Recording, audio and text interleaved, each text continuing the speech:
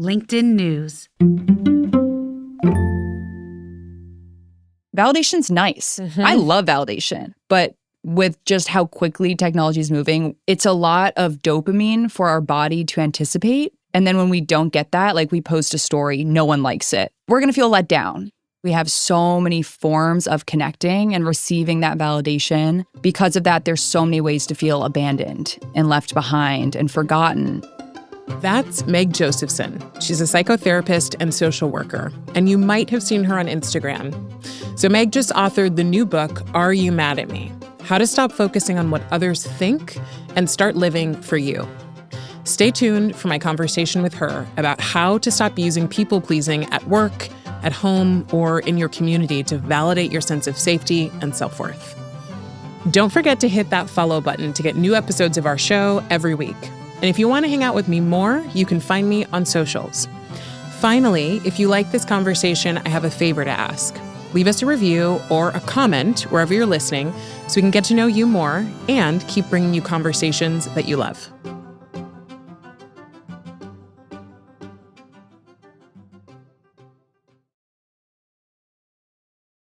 Hey everyone, from LinkedIn News, this is Everyday Better, a show about the tools you need to create positive change in your mindset, your work, and every other area of your life.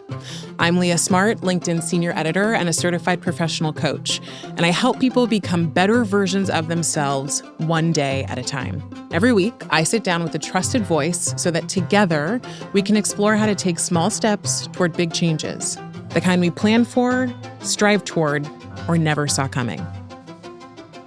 We as humans are wired for survival. And when we perceive danger, we are biologically programmed to have some sort of response to neutralize that threat. Now there's fight, flight, freeze, and then there's the lesser known fawn response. And that's what we're going to talk about today because it impacts many more of us than we perceive, and particularly women. Now, the problem with our survival wiring is that in modern life, the difference between a real danger and a perceived danger is often pretty murky for our brains and for our nervous systems. So we end up having big, outsized fears about small stuff. So imagine your boss emails you saying, "Hey, can you call me at 11 a.m.?" And your fear interprets this as, I'm about to get negative feedback at 11 a.m. In fact, your fear interprets this as, I might die at 11 a.m. Now, let's just say that you really are about to get negative feedback and not just a note on how well you did in yesterday's presentation. We all know conceptually that you'd be okay. You would make it through that conversation, you'd take the feedback, and eventually you'd move on. But your fear doesn't know that. So in comes your survival response. Now, very commonly, women have the fawn response, which tells us my safety comes from pleasing other people, pleasing our bosses, our parents, our partner, our friends, and even strangers on social media. So instead of prepping for a fight with your boss or to completely freeze on the call or avoid the call altogether, you decide you're going to affirm whatever your boss says. You might overthink every interaction you've ever had, trying to parse out ways in which you might be able to make them happy. And you probably will want to do your absolute best to make sure that your boss still likes you at the end of that call. Now, what happens when we fawn or fawn well? Well, if we accomplish what we set out to do when we fawn, which is keeping other people happy with us, then it tells our brain that we've skirted danger and that we're safe. That fawn response is what Meg Josephson writes about in her book. It's called Are You Mad at Me? How to Stop Focusing on What Others Think and Start Living for You. So today, she and I are going to investigate how we know when we're fawning and how we slowly change our behavior to feel safer and more in tune with ourselves. For Meg, it starts with examining that question that so many of us have in conflict or perceived conflict. Are you mad at me? Here's Meg. It's a feeling that I hear a lot in my private practice. Many of my clients worry all the time if people are mad at them, whether it's work, romantic relationships, friendships. I asked my first therapist, I said, why do I always think people are mad at me? And that feeling is quite familiar. I grew up in a home that had addiction and quite a lot of volatility. And so I feel like Are You Mad at Me also speaks to that kind of hypervigilance of being on edge and being hyper attuned to what people are thinking and how they're feeling so that we can adapt and morph ourselves as a means of safety. And sometimes we need that and sometimes we don't. And so I found that as I got older, that hypervigilance was carrying into my adulthood just in a different way. So I was overthinking, why did they put a period instead of an exclamation point? Or my boss said, can we chat? Oh, okay. Here it I'm comes. fired. Yeah. So it was like what I just started to see in that first therapy session was kind of the beginning moment of that is, I needed that and now I don't, but I still feel it and it no longer fits. And so how can I break free from this chronic shame and anxiety?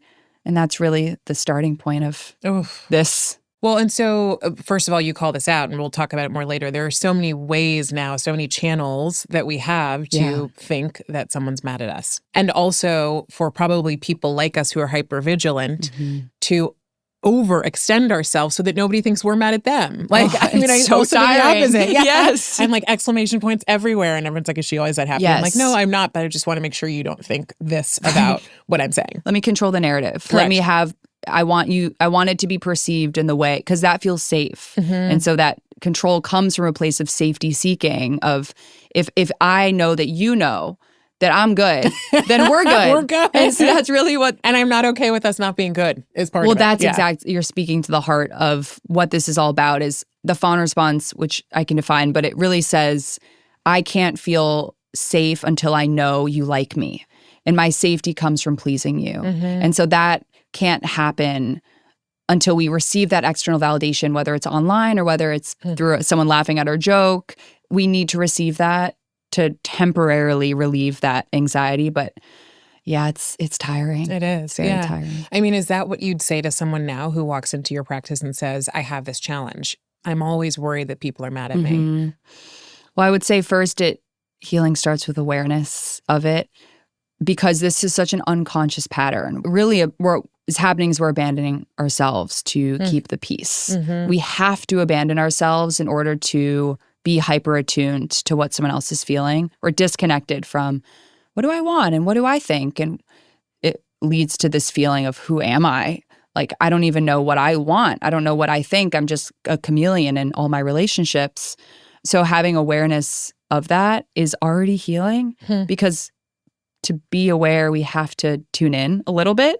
So it's already coming back. So that's always the first step that I take with people. You also have me thinking about the fact that there are only so many people who choose to go to therapy, right? To like actually talk to someone about this. And then there are other people who think this is just a normal part of existing. I don't know if I even have a question for you, but I'm just like, No, I want to talk about that. Well, I think it's true. And I think it goes so unnoticed because it's validated. With fight, flight, freeze, which are the other threat responses, those, if you did any of those at work, you're probably fired. Like if you're fighting with your boss, you're just leaving as soon as some conflict happens, or you're freezing, you're not doing any of your work. There's some like slap on the wrist for that. But for fawning, it's like, oh, you're such a good girl as a child. Like, you're such a good girl. You're so easy. You're the glue of this family. When we're older, it's, oh, you're so helpful. You're so easy to work with. And if we're pushing against that, team player. And so this is where nuance is important, because again, sometimes we need that. Like, we need to pay our bills and so we need to exist in systems and within society. And so it's not to say we don't ever need it, but when we're carrying it into situations where we don't need it, when we're safe, that's when it is just a lot on the body. I mean, as you're talking about this, and you were talking about where this came from for you, you grew up in a household where you were trying to probably keep the peace and stay safe. I did not grow up in a household like that. However, I grew up in an area, I grew up in California, but I grew up in an area and around people who didn't look like me. And so as one of the only Black kids most of the time, my job in my mind, the job I made up that I had was to keep the peace and to please people. And to make sure that I looked, sounded, and felt like I wasn't a threat. So it very much resonates, and I'm calling it out because I think there are different ways in which we get formed to 100%. get to this point. there's so many ways that it can show up in the micro, in our relationships, but also in the greater systematic dynamics that we have going on. But it's all the same, which is to gain safety. Yes. And it's helpful. It is absolutely, yeah. And in the book, I have 6 different archetypes of how it shows up, the chameleon being one of them. And that reminded me of what you were just saying of like, how can I just blend in so that I don't stand out? Right. Yeah. So talk to me about fawn, because we haven't actually defined it. And I want to hear, as people are listening to us, they're probably getting that this sounds like people pleasing. Yeah. Is fawning the same as people pleasing? And talk to me about some of those signals that show you. That's a good question. I would say people pleasing is the behavior. And the fawn response is the underlying need for safety. Like that's what's kind of driving the behavior itself. So tell me if I'm listening today and I'm going, am I a people pleaser? I think I am. What are the signs that tell me I am? A few come to mind.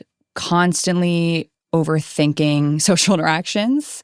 And I say this not diagnostically. It's just like, I would just, these are describing patterns. Overthinking social interactions, overextending yourself, feeling like you need to say yes to everything, and then probably feeling resentful after the fact, because that's usually a sign that you're silencing your own needs, which is classic fawn response. Avoiding conflict, avoiding hard conversations because you just don't want them thinking you disagree with them. And as a result, that certainly harbors resentment as well, but it also kind of keeps people at a distance, because if we're never having challenging conversations in our close relationships, no one really gets to know us. We're just kind of being that chameleon and no, yeah, that's totally fine. No, that really works with me, even though, does it? Right. Are you okay with that? And maybe more granular fawn response is like when someone's being cold to you, your instinct is to lean into them. And you're like, oh, let me butter you up. Let me impress you so that you can like me, versus being like, okay, well, maybe we're not supposed to be friends and that's okay. Or maybe it's romantically being drawn to pretty emotionally unavailable people, critical people, because that feels like home in some way. And that can apply to work environments too, of like being in a cycle of being drawn to toxicity in some way. It feels, as I think about fawning, it feels like a newer thing that we didn't hear about. Most of us know, fight is pretty obvious. Flight, you're moving away from something. Freeze, you're standing still and just kind of like hands up. Fawn feels newer, different, and also so familiar. What's taken us so long to get to this point of even talking about it? You're so spot on, first of all. This fight, flight, and I think freeze too, they're very primal responses. Whereas I think the fawn response, first of all, was only coined in 2013 by a psychologist named Pete Walker as a term. And I think it's quite a modernized threat response in that with just evolution of society, with social media, we have so many forms of connecting and receiving that validation. Because of that, there's so many ways to feel abandoned and left behind and forgotten. With just how quickly technology is moving, we are receiving way more than we can process. And so when we don't receive that, it feels like a big crash and a big letdown. There was someone I interviewed who's a sociologist at UC Riverside, and it was a year ago or so, and she said, we're not wired to expect validation from so many people. For sure. Like, it was like, back in primal times, it was a community. Now it's, I want, number one, I want 50,000 or more followers. Yes. And by the way, I want them all to like everything that I do. And so like that's feels impossible. And I think it truly is. Yeah. But I'm also wondering, is the fawn response, they're all social kind of, but fawn feels the most I think social. It is. I think it's the most socialized for sure. And again, because those other three are not affirmed in society. And so it's just a very safe pattern to fall into to achieve a sense of belonging. And I don't want it to be so black or white of like, I'm fawning or I'm not, or like, okay, I'm either being a people pleaser or I'm not. But I find what differentiates kind of like, am I fawning or am I not, is am I abandoning myself? Am I neglecting myself, or am I connected to myself? We'll be right back with Meg Josephson and some solutions for how to work through the fawn response.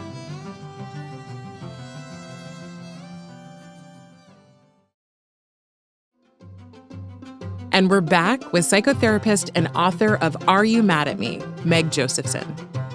I want to move to solutions because I know there are ways for us to kind of work through this. And I want to highlight too that there are probably like quick fixes that you think about and things we can do in the moment. And also, if it took you, I'm 37 years to even figure out that this was something you're experiencing, don't expect that the quick fix will change you immediately. But that it does take some work. And on the other side of that work, there's a lot of, I think, probably just internal sense of power and peace. Yeah. And it is slow. It's slow work because the fawn response is often born from complex trauma, which is daily or frequent instances of feeling unsafe or unseen or unheard or unloved on a regular basis and not having a sense of safety to return to. And so people think of like the big T types of traumas. And if we didn't experience that, we might be like, I'm fine. I turned out fine. Yeah. But traumas, it's about what happened as a result of the events. It's about the wound from it. It's not about the event itself. And so because this response and these wounds are born out of like years of feeling criticized by a caregiver or feeling ostracized by society, so many moments and instances led to that. It's going to take a lot of moments to give counter evidence to that response so that we can feel safe again. So often clients will come in and, for the record, I was that client too, of like, fix me, tell me what's wrong now, give me the 3-step solution. And whenever that energy is coming in, I'm like, okay, there's a lot of dysregulation happening because urgency is dysregulation. Like slowness is safety, urgency is dysregulation. So if it's like, tell me now, it's like that means we need some more slowness. Because it is slow. It's subtle work, you know? And it's so annoying. It's, come on, really? Everybody's like, come on, let's just get through this so I can move on and There's be better. There's got to be something else. Hello, Exactly. So one of the things I think people will totally resonate with is fawning and conflict, right? Like that's a big one, right? And so a lot of us, I think, feel the fawn response and then try to avoid conflict. And we dance around conflict. They have a fight in their mind with the person, but they don't actually have it. Or they find ways to tell themselves, no, you're fine. Don't worry about it. It doesn't matter. You say we need to step into conflict. Tell me more about why for all of us who are sitting here going, no, I'm conflict avoidant. I keep the peace. Well, I think for many of us that resonate with this sort of Are You Mad at Me framework and thinking, many of us didn't witness conflict being handled in a safe or healthy way. Maybe think it was yelling, maybe it was silent treatment, maybe it was passive aggressive communication. And then you go downstairs and your parents are like, so what do you want for dinner? And it's not talked about ever again. That's not great conflict resolution. And so when we see that, what we take as when we become adults, what it kind of forms the belief of, when there's a conflict with someone, it means the relationship is over or ruined and there's no going back because we didn't witness repair. We never saw that happen. So we're like, okay, because conflict leads to something like explosive or passive aggressive or tense, I'm just going to avoid it. And it's so smart, of course. Again, survival, right? Survival. Safety. But there's a cost because I want to be clear, I'm talking here about relationships that are safe. Right. So I'm not talking about like cyclical abusive conflict that's happening in a relationship. I'm talking about like safe relationships with people you want in your life. What I view as conflict is, I think a better word is just like a little occasional friction. And I think it's so great because it really just means that there's enough space and safety for both people to be themselves. When there can be a little bit of conflict, it means I can have my views, you can have your views, and let's understand each other. It can be small things like you want this for dinner and I want this for dinner. We have different tastes. Right. That's great. Yeah, that's a good thing. Yeah. So when we can allow, that's such a silly example, but when we can allow that to exist, it's really just saying to the other person, I am letting you into who I am and you're letting me into who you are, and let's understand each other. It's important now to talk about repair because conflict is inevitable in any close relationship because if both people can be themselves, which is ideal, there might be a little bit of friction. What matters is the repair because no parent's perfect. No partner is perfect. No friend is perfect. We don't want perfect, actually, because that's damaging in of itself. Right. If a parent and what would perfect be? What Is does that perfect mean? defined as someone who never rubs against any of right. your which then is we're not just the point keeping of the cycle going, right? So we're gonna say things we don't mean sometimes. We're going to be irritable. We're gonna be hangry. We're gonna be overstimulated. But when we can go back to the moment after the fact and say, hey, I'm so sorry I yelled at you. That was my fault. And I just wanted to tell you that. It wasn't your fault. You didn't make me do that. Imagine how healing that would be as a child to have a parent knock on your door after conflict and take accountability. And so many of us didn't have that. And so we end up actually internalizing it as it goes from I caused mom or dad or whomever to be upset.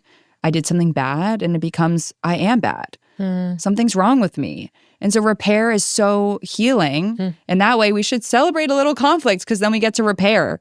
So it's such an opportunity for closeness. I thought of the two relationships and also work relationships where we've had conflict or there's been a necessity for conflict. One of the relationships I thought of, there was conflict, and after that conflict, it felt like things were different between us. So like if I imagine that we're orbiting, right? We're in the same orbit. All of a sudden something gets thrust in and everything feels more chaotic, or it feels like we're not quite settling back into the normal way of being. And I know you studied internal family systems, and it made me think about like how does conflict shift the system, and what do we do to keep that from happening, or do we allow it to happen? Well, that's really interesting. And the way I kind of see it is when repair is done in a relationship that feels safe, it can lead to closeness, or it can lead to clarity of, maybe this isn't someone that I can be really honest with. And we get clarity from that situation. I mean, what you're kind of alluding to when we talk about conflict as far as one of the solutions to fawning is we are not for everyone and everyone is not for us. In the workplace, at home, in the world, there's just no way to be for everybody. And that's okay. Yeah. It's so okay. This is another thing. I think as people pleasers, we think, well, if I'm not friends with them, it's like a big deal. Like they think I hate them or they hate me. We can be not friends with someone, and it doesn't have to mean anything. It can just be like, we don't spend time the same way, or like you stay out really late and I go to bed really early and our friendship just doesn't mesh too well. All good. It doesn't even have to mean anything. It's not personal, you know? Well, it's interesting because I think about work where there's a different dynamic at play, right? We have power dynamics. We have money at play. We have, all the things, success, social climbing, all of that is at play. And there's a different element for someone who perhaps is a people pleaser or who does experience the fawn response a lot, because that person wants to be a part of all of the social circles they can be, particularly related potentially to power, because that means that you're safe. So like how do we deal with that in an environment where we also have this big looming thing? I think work is really tricky because, again, we need a paycheck. We need to survive. Like setting a boundary with your best friend is going to look really different than a coworker or your and boss. Like if you even can. Like you have to appease to get to survive. That is safety. That is survival. It's the actually epitome of it. Like we need these resources to survive. Right. And so I think it's similar. I think I view it similarly though as, okay, if I can't say something in the way I'd want to. If your boss is like really passive aggressive and you want to say something you really couldn't say, at first step, at the very least, can you acknowledge it in yourself? I feel anger. I feel frustrated. And it might feel stupid. It's like, why would I do that? I'll just shove it down. But what that's doing is it's allowing that inner experience to be okay. Because many of us were taught, I think especially as women, don't be angry. You're not allowed to be angry. Anger is an emotion, and it's sharing objective information that's quite neutral. It's saying something's not right, something's unjust, and I don't like it. Right. And so that's what anger is communicating to us. When we feel anger and we're not allowed to bring it up in a, let's say, work dynamic, okay, but can it be okay in here? So I think it's like if we can't address it in the outer, we can address it in the inner. Well, and when it comes to addressing in the outer, one of the challenges I think many of us struggle with is, if I address something in the outer, then I'm being selfish. You have a quote that I love that's about guilt. It's basically like guilt is doing something new. It helped me understand why when I bring something up, especially as someone who's been conflict avoidant, why I feel so guilty. And also not just why I feel guilty, but what I'm doing to myself by framing guilt as I've done something wrong. Yes. Well, it's really important to think, what is guilt? Guilt says, I did something bad. I did something that was out of alignment with who I am and my values. Okay, great. So you just said no to going to a concert on Friday night because you're tired after working a really long week. Did you do something bad? Was that bad? Was that out of alignment with your values? I don't think so in this situation. But so what ends up happening is because we're so hyper attuned to other people's emotions, we anticipate their disappointment. And we kind of like metabolize it as guilt. But to actually look at what guilt is, I don't know if that's guilt. I think it's actually just discomfort because we're doing something new. And so this, just a question to return to is like, am I doing something bad or am I doing something new? Is this actually dangerous or is it just unfamiliar?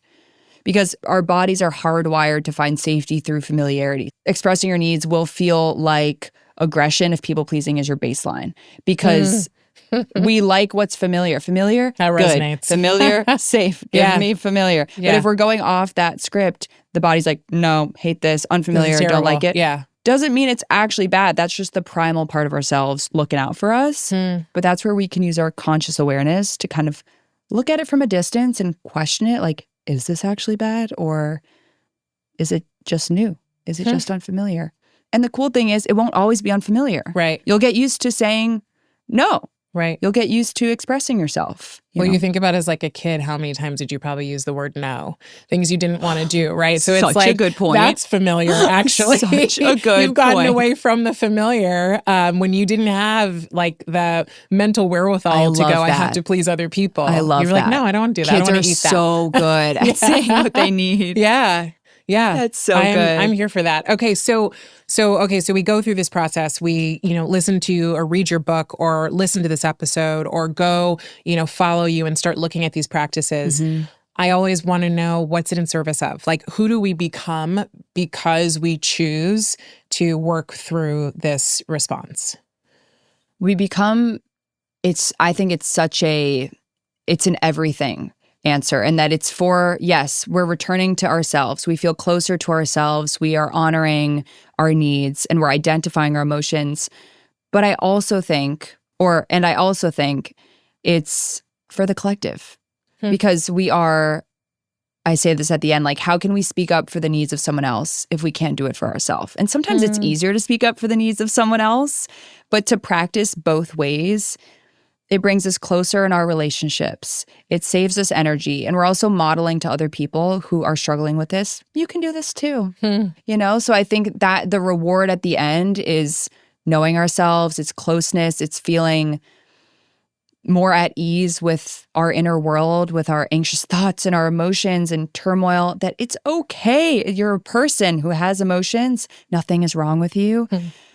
Just ease, I would say. And it doesn't mean that the hard stuff goes away. Right. No freaking way. Right. That anxious voice, I still have that every single day. Right. The difference is I don't believe it as much anymore. It's still there. Quiets Trust down. me. Yeah. Oh my gosh. Yeah. But fair.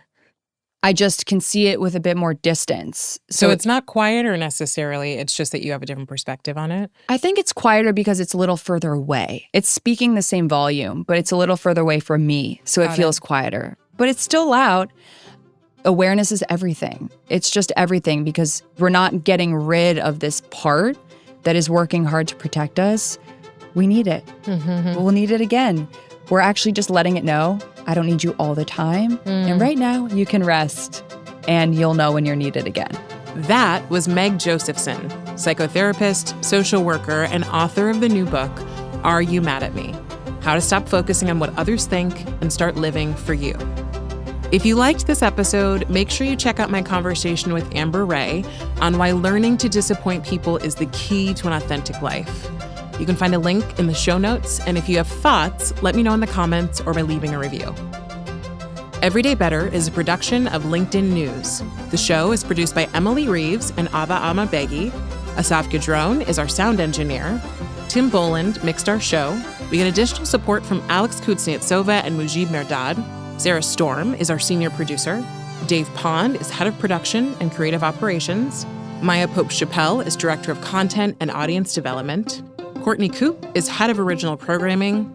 Dan Roth is LinkedIn's editor-in-chief and vice president of content development. And I'm Leah Smart. Thanks for coming with me, and we'll see you next week.